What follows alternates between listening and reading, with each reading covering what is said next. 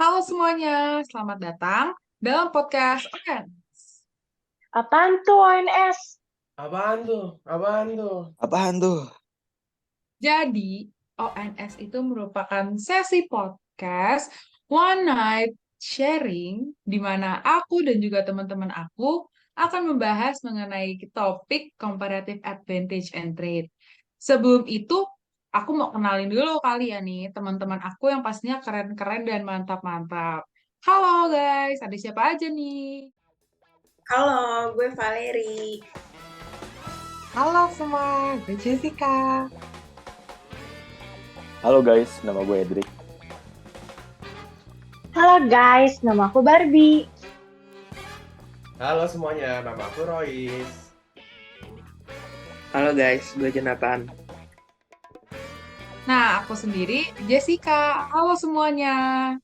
Wah, kayaknya nih kalian udah pada siap ya guys buat sharing tentang topik malam ini tentang comparative advantage and trade.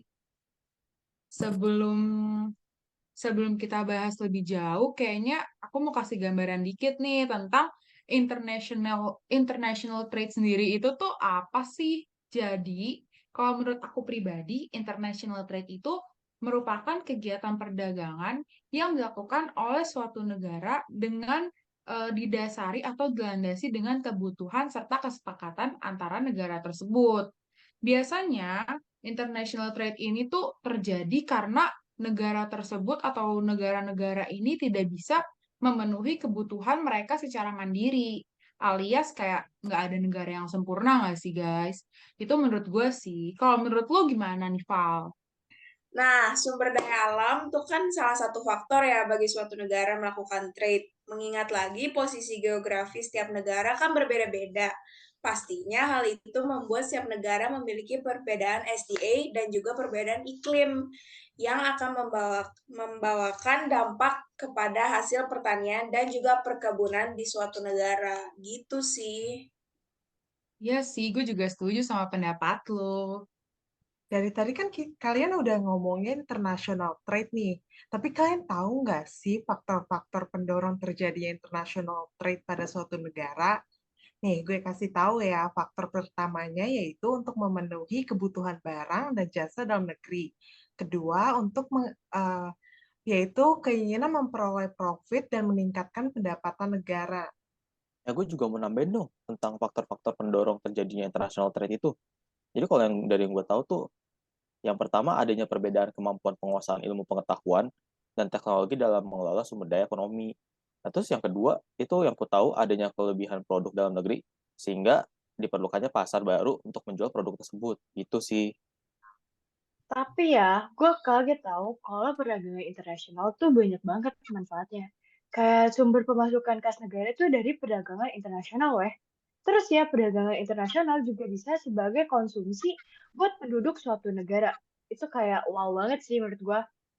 Gak sampai situ doang, ini tuh juga bisa bikin negara kita jadi semangat buat lebih berprestasi sama bersaing. Dan satu lagi, masa perdagangan internasional bisa jadi sebagai kerjasama dan persahabatan antara negara. Menurut gue itu keren banget sih. Ya nggak Gila sih? sih. Gila sih, keren banget Iya emang. sih, itu keren banget sih. Tapi teman-teman, perdagangan internasional itu nggak semudah itu, nggak semudah yang kayak teman-teman pikirin kayak perdagangan lokal, karena terdapat beberapa hambatan dalam perdagangan internasional. Contohnya yang pertama, yaitu tarif, yang merupakan pajak terhadap barang-barang yang melewati batas suatu negara. Hambatan yang kedua apa sih? Hambatan yang kedua yaitu mengenai kuota, karena adanya pembatasan terhadap barang-barang yang diperjualbelikan. Nah, kira-kira dari kalian ada yang tahu nggak hambatan lainnya itu apa sih? Nih ya, Apa gue ya? nambahin nih yang dari Royce biar pada lebih luas lagi. Nah, ada perjanjian pembatasan ekspor. Buat yang nggak tahu, itu adalah perjanjian sukarela antar negara pengekspor dan negara pengimpor dalam rangka membatasi volume perdagangan untuk barang tertentu. Terus ada juga pembatasan valuta asing. Apa sih pembatasan valuta asing? Pembatasan valuta asing itu adalah pembatasan persediaan mata uang asing oleh bank sentral suatu negara. Nih, tapi kan dari tadi ngomong-ngomongin soal international trade, tapi sebenarnya pada tahu nggak sih apa itu comparative advantage? Menurut lu gimana, Drik? Kalau dari menurut gue sih, comparative advantage itu ada kayak ketika suatu negara itu mampu memproduksi barang yang lebih murah dibandingkan barang-barang yang diproduksi dari negara lain sih. Kayak prinsip ekonomi yang dinyatakan juga mengatakan bahwa perdagangan antar dua negara akan saling menguntungkan selama biaya peluang produksi domestik mereka tuh berbeda. Gitu sih kalau dari yang gue tahu. Gimana nih kalau dari yang lain? Kalau dari gue sih, perdagangan internasional tuh lebih ke pertukaran barang dan jasa sih antara warga suatu negara dengan warga negara lain atas dasar ya kesepakatan mereka bareng-bareng gitu. Terus comparative advantage tuh menurut gue kemampuan ekonomi untuk menghasilkan barang atau jasa tertentu dengan biaya peluang yang lebih rendah daripada rekan-rekan yang lain. Hal itu juga berkaitan sih sama international trade tadi yang mengacu pada barang-barang yang dapat diproduksi oleh suatu negara dengan lebih mudah atau dengan biaya yang lebih rendah daripada negara lain. Gitu sih dari gue. Menurut gue ya, perdagangan internasional tuh perdagangan antar negara yang didasarin sama kesepakatan antara individu atau antara individu dan pemerintah atau antara pemerintah satu negara dan pemerintah negara lainnya. Terus, kalau comparative advantage itu adalah keuntungan yang didapetin dari lu ngeproduksi barang atau jasa dengan biaya peluang yang lebih kecil. Nah, konsep ini tuh penting dalam ngegambarin perdagangan internasional dan dalam spesialisasi produksi. Nah, ini tuh alasan kenapa negara-negara bergadang satu sama lain pas mereka tidak memiliki keunggulan yang absolut. Jadi negara tuh harus fokus sama produk dengan keunggulan komparatifnya dan ngebeli produk lain dari negara lain juga buat ningkatin hubungan jual beli antar negara aja sih kayaknya. Nah, kalau dari aku nih, keunggulan komparatif ini merupakan kemampuan yang dimiliki oleh individu, perusahaan, ataupun negara guna menghasilkan produk, barang, atau jasa dengan mengeluarkan dana yang lebih sedikit dibanding dengan kompetitornya. Nah, yang perlu diketahui nih, teman-teman, sebelum adanya keunggulan komparatif, itu ada suatu gagasan atau suatu teori yang dinamakan keunggulan absolut. Nah, tapi keunggulan tersebut ini memiliki kelemahan, di mana keunggulan tersebut tidak bisa memberikan argumentasi saat dimintai penjelasan mengenai kondisi suatu negara apabila negara tersebut ini tidak memiliki keunggulan absolut atau nggak punya produk sama sekali.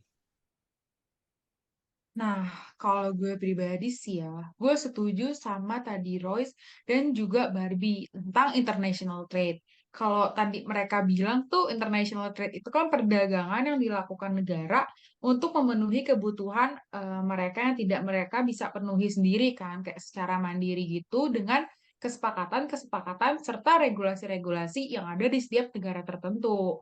Terus kalau menurut gue comparative advantage itu kayak bisa terjadi untuk memenuhi kebutuhan negara-negara tersebut. Kayak misalnya nih, contoh singkatnya aja, negara A itu dia unggul dalam SDM, tapi negara B itu dia lebih unggul dalam produksi pangan. Nah, dari situ bisa deh dikatakan ada comparative advantage dari negara tersebut. Kalau menurut kalian gimana nih, guys? Gue juga setuju sih sama pendapat lo, Jay, dan yang lain juga ya. Tapi gue mau nambahin nih sedikit menurut pendapat gue sendiri. Jadi kalian tahu kan kalau perdagangan internasional itu adalah pertukaran yang melibatkan barang atau jasa yang dilakukan antara setidaknya dua negara yang berbeda. Nah, tapi kalian tahu nggak sih kalau setiap negara mempunyai comparative advantage-nya masing-masing. Jadi itu keunggulan komparatif terjadi ketika suatu negara dapat menghasilkan barang atau jasa dengan biaya peluang yang lebih rendah daripada negara lain. Nah, suatu negara dengan keunggulan komparatifnya dalam perdagangan internasional mampu mengekspor barang yang menjadi keunggulan negaranya dan mengimpor barang yang menjadi kerugian komparatifnya. Nih, gue kasih contoh ya, kalau dengan bahasa gampangnya sih, itu tuh kayak kayak manusia aja, manusia punya kelebihan, kekurangan, negara pun juga begitu, punya kekurangan dan juga kelebihan. Nah, jadi dengan kekurangan suatu negara, dia harus mengimpor dari negara lain, sedangkan dengan kekuatannya dia harus mengekspor ke negara lain. Jadi saling melengkapi lah ya. Asik nggak tuh saling melengkapi? Nah, gimana nih Asik menurut banget Keren lu? sih. sih. Yaelah, gue yang nanya, gue yang jawab juga. Ya udahlah, yang gue baca-baca nih ya, John Stuart Mill, dia itu seorang ahli. Dia itu menyatakan bahwa suatu negara akan menghasilkan suatu barang atau jasa. Kemudian negara itu akan mengekspor barang atau jasa tersebut yang memiliki comparative advantage.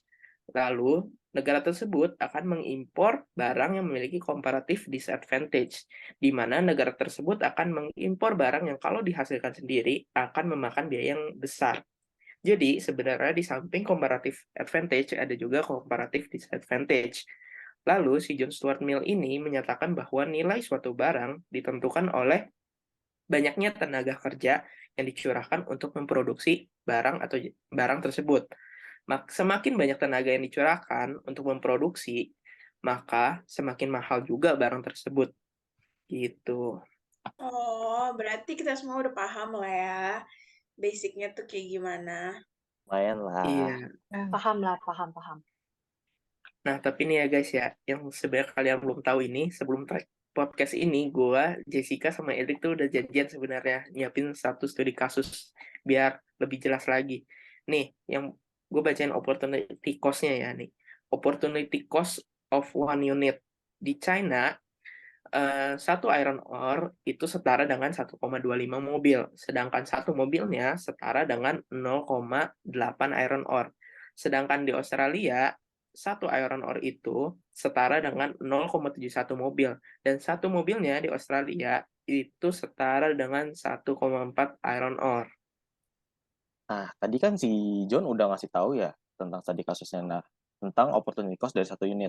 Terus cara cari opportunity cost-nya tuh gimana sih? Nah, rumusnya opportunity cost-nya itu kayak barang dari produk A di sebuah bisnis itu dibagi dengan jumlah barang dari produk B di suatu bisnis. Nah, gue mau coba jelasin lebih sedikit lagi ya. Keunggulan komparatif mengidentifikasi barang yang keunggulan absolut produsennya relatif lebih besar, atau di mana kerugian produktivitas absolut produsen relatif lebih kecil.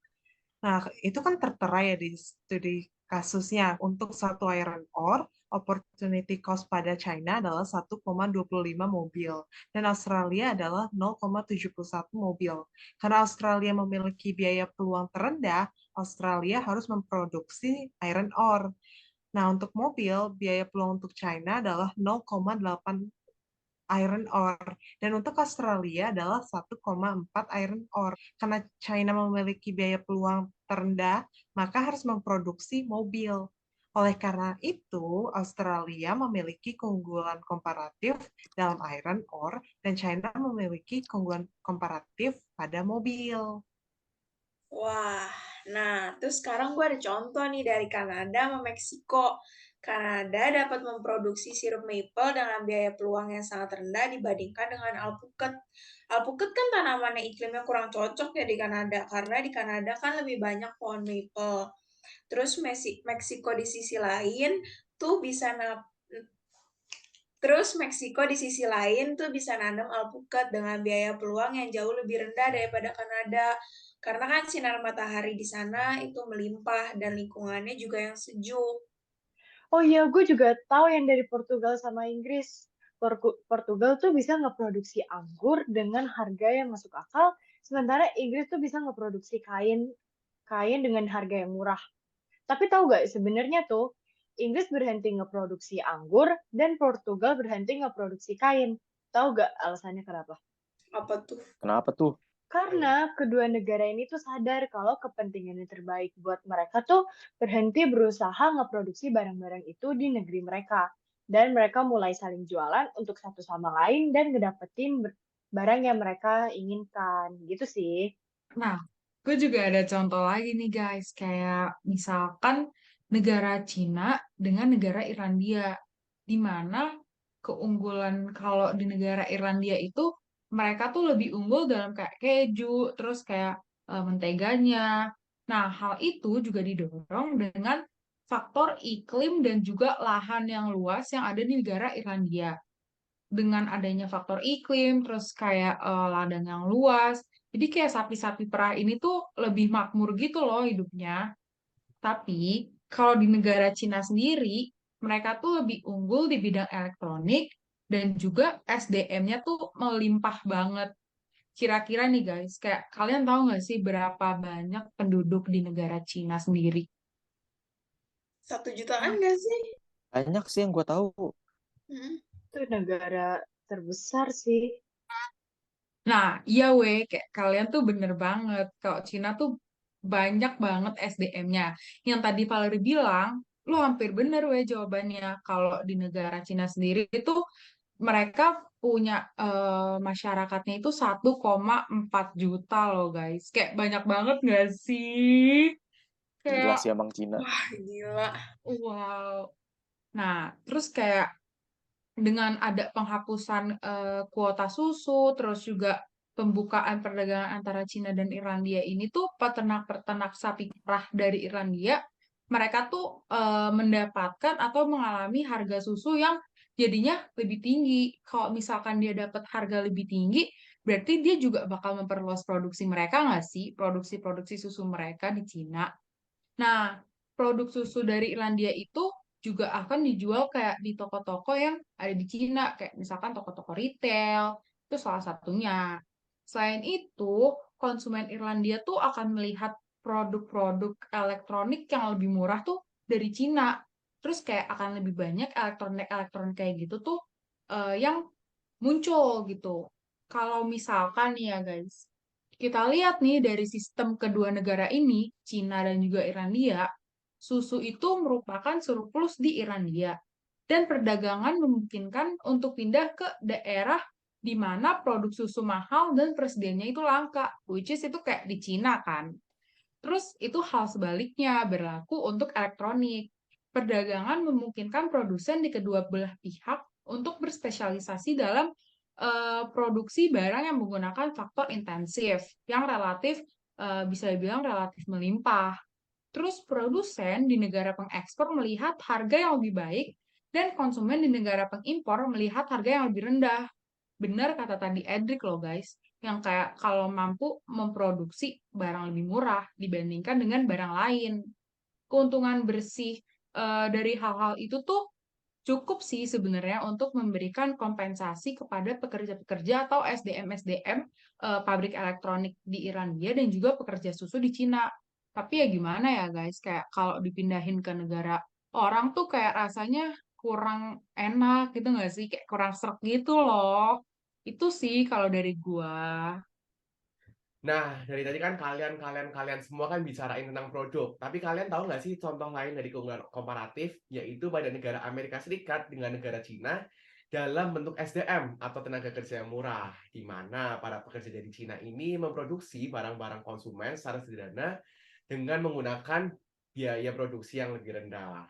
Nah, setelah kita dengerin nih, setelah kita ngobrolin pengertian dan juga contoh-contoh, pastinya nih dan seharusnya teman-teman udah tahu nih, banyak banget kelebihan dari comparative advantage. Yang pertama, misalnya apa sih?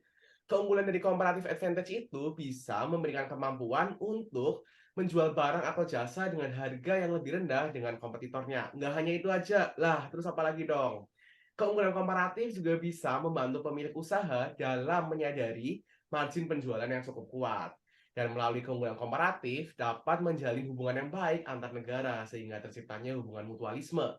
Karena sebuah kondisi di mana sebuah negara memiliki keunggulan yang lebih besar pada suatu produk daripada barang yang lainnya. Dan di waktu yang secara bersamaan, negara lain memiliki keunggulan yang lebih rendah dan juga kelemahan di dalam produksi tersebut. Tunggu dulu. Tapi ada pembatasan perdagangan tahu. Nih ya, kalau suatu negara menarik diri dari fakta perdagangan atau misalnya pemerintah mengenakan tarif, itu tuh bisa menyebabkan masalah bagi bisnis-bisnis yang bergantung pada negara-negara tersebut untuk pasukan bahan baku mereka. Tapi tapi kayak tunggu dulu. Kayak lo tau gak sih dari kegiatan-kegiatan itu tuh bisa mempromosikan produktivitas bisnis mereka.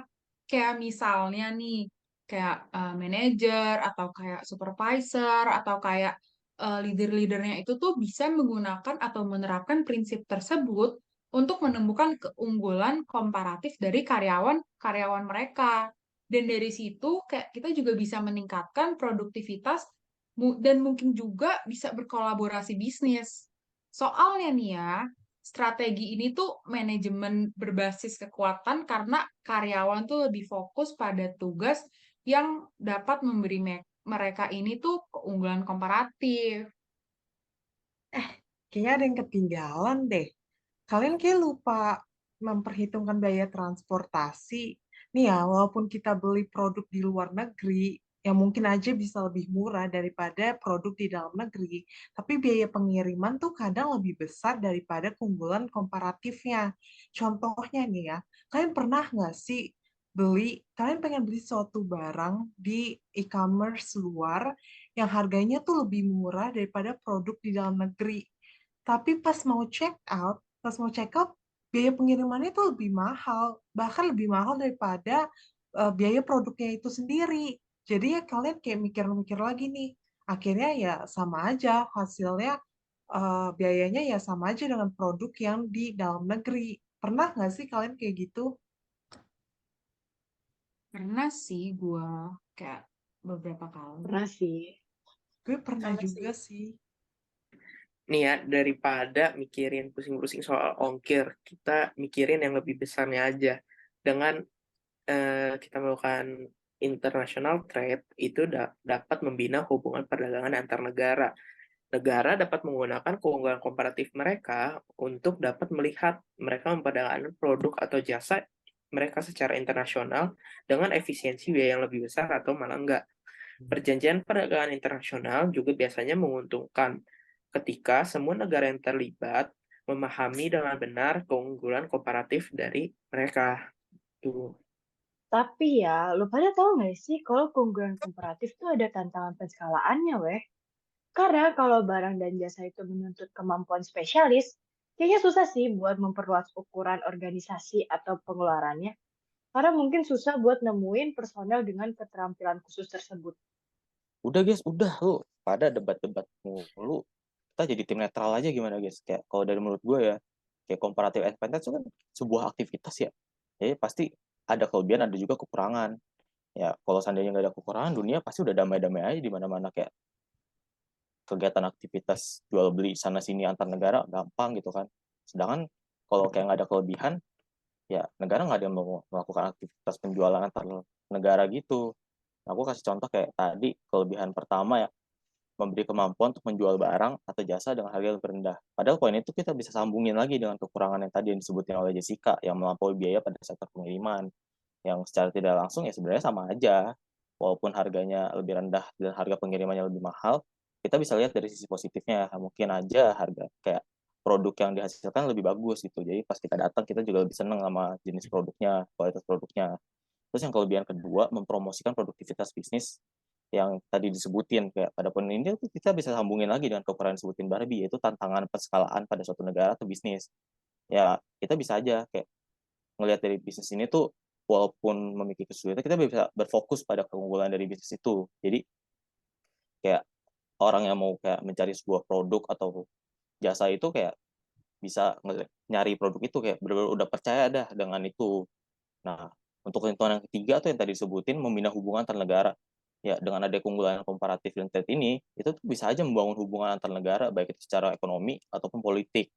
Terus ada juga tadi kekurangan terakhir tuh yang membuat negara-negara ketergantungan pada suatu negara. Ya, seperti aku katakan tadi ya, pada umumnya suatu negara itu menjual produk, itu menjadi andalannya agar bisa menjual ke luar negeri, dan luar negeri mau membelinya.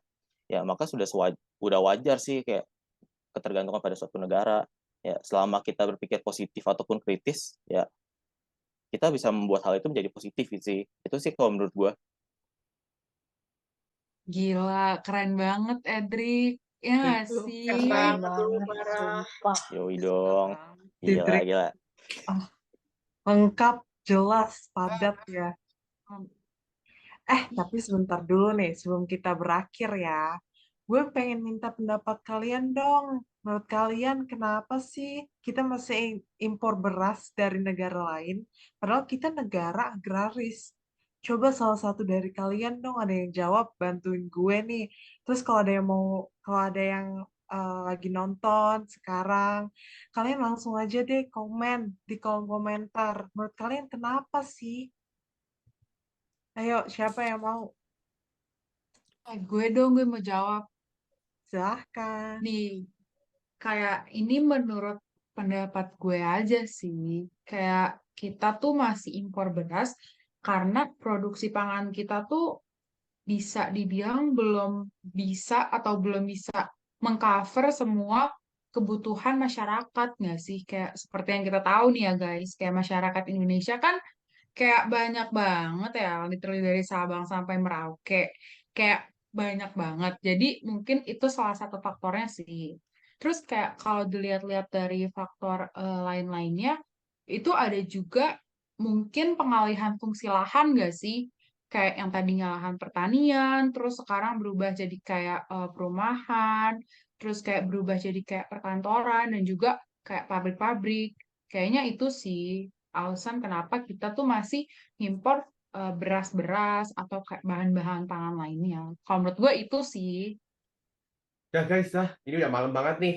Makasih ya semuanya, makasih juga buat yang udah nonton dari awal sampai akhir. Aku matiin lampunya nih, udah malam ah. Bentar. Buat teman-teman yang udah nonton dari awal sampai akhir, pastinya teman-teman lihat dong atau nemuin magic word di sebelah kiri layar teman-teman. Cepetan komen, karena komenan magic word pertama bakal menangin e-wallet dari kita. Aku matiin lampunya ya. Bye! Bye Bye guys. guys. Thank you.